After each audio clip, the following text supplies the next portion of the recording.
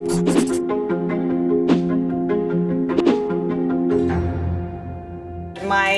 best friend from college, who is responsible for all of the Real Housewives series, he edits and films and creates the whole content for it.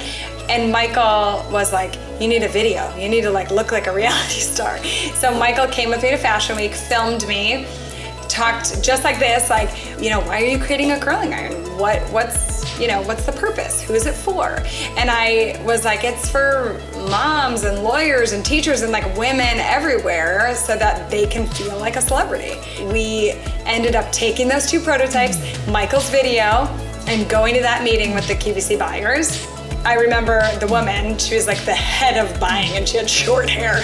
And she's like, let me try it out. And I was like, oh my gosh, okay. So she's curling her hair and, I think one of the buttons was falling off. I was like, oh gosh, I got 2 of these. And at the end of that meeting, they were like, great, we would like to take 1,000 of them. And we were like, oh, great. And we literally had 2. And so from that point, we were like, how do you mass produce an iron for QVC? And we didn't have money to do anything. We were not funded by anybody. We just had this idea, and Aaron didn't have a job, and I'm a hairdresser, so it's not like we had a ton of money to really do anything.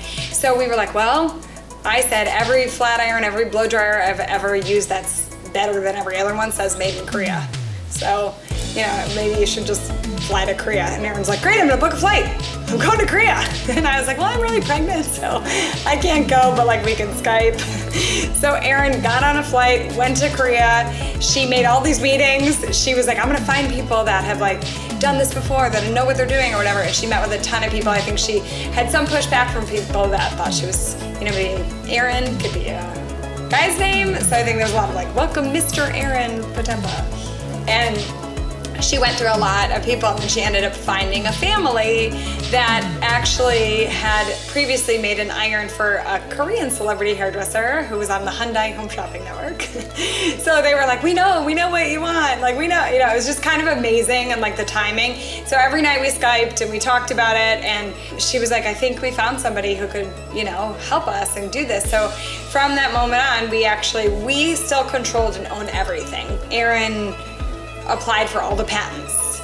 We soon after received the design patent, and then took us, I think, 6 or 7 years to receive the utility patent, but she had done all the paperwork, filed for everything, created the company, got everything approved by QVC.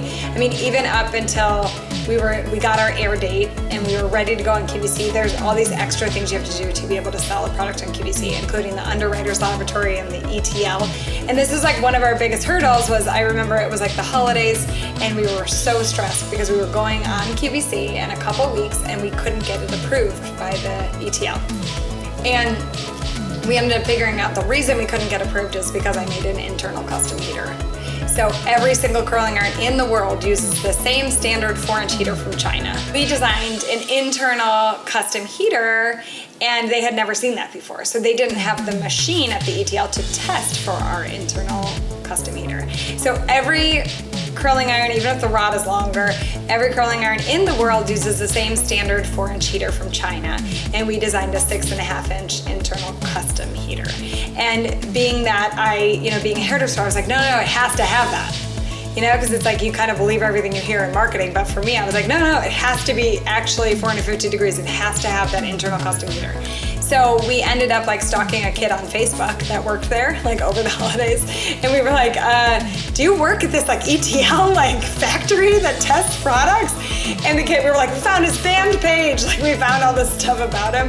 And we ended up reaching out to him on Facebook, and we were like, please help us. We designed a product and you guys won't test it. And the kid went in and made a machine and convinced the team there to adjust the machine so they could put the heater in there to test the internal custom heater. So that's how we got it approved over the holidays. And then